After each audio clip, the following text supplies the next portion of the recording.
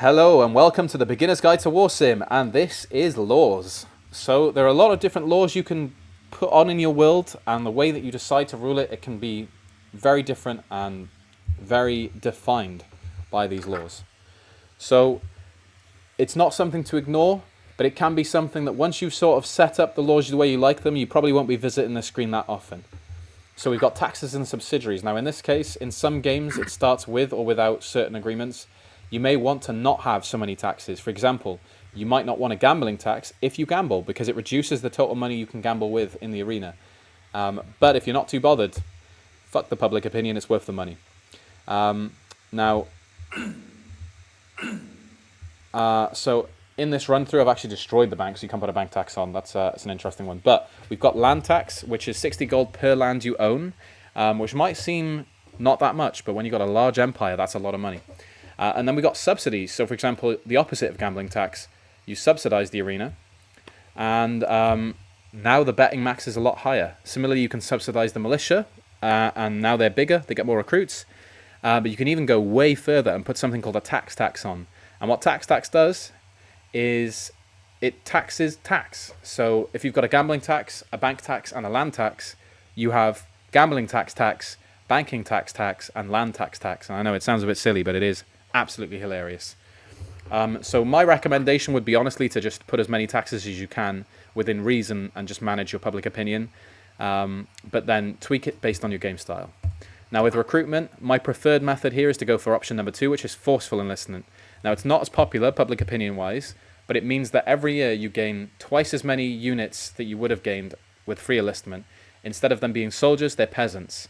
Now, soldiers are twice as strong as peasants, so depending on your playstyle, you may wish to go for free enlistment. However, peasants work for you and earn you money, so if you're trying to build an economy, it's better to go with forceful enlistment. You can also declare no enlistment at all, and then here you can also cease peasant training, which prevents any peasants being turned into soldiers throughout the course of the game, and similarly, you can stop the militia from existing.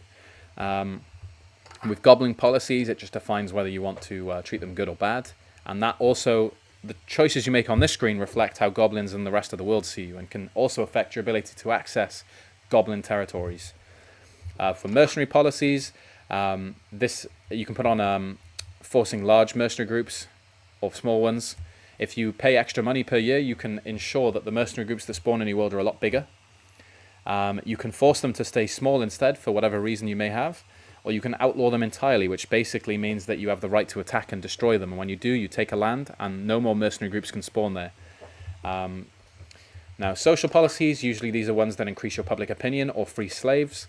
With crime policies, it defines the way you treat your prisoners and maybe rehabilitate them. Celebrations allows you the unique chance of creating your own celebration. So in this case, I've made Empire Day, but we can create a new one, name it anything you want, and then we get to choose how frequently it happens, and then elements of it that we want to happen. So for example, probably the most impactful of all of them is a large royal ceremony. It costs a lot of money to put on, but it's a large event with a lot of interesting stuff that happens within it.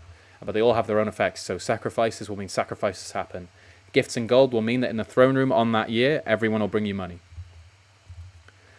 And then we finally got others, and you've got a lot of different stuff here. So longer harvest hours means your peasants earn you more money, but some of them die.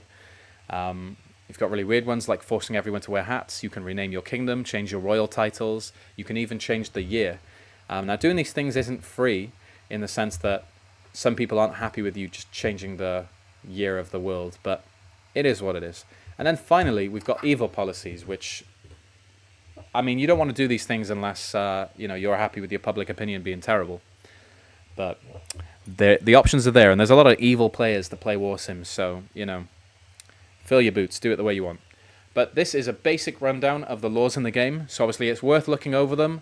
But as with anything, if you've got any questions or anything that you don't feel like was covered in this video, we've got a very active Discord and people are very happy to answer questions there, but otherwise leave a comment on this video or really a comment anywhere on any of our community spaces, and I'll get to you or someone will get to you, and we'll definitely answer those. But otherwise, happy warsimming, thank you for watching, and I'll catch you in the next one.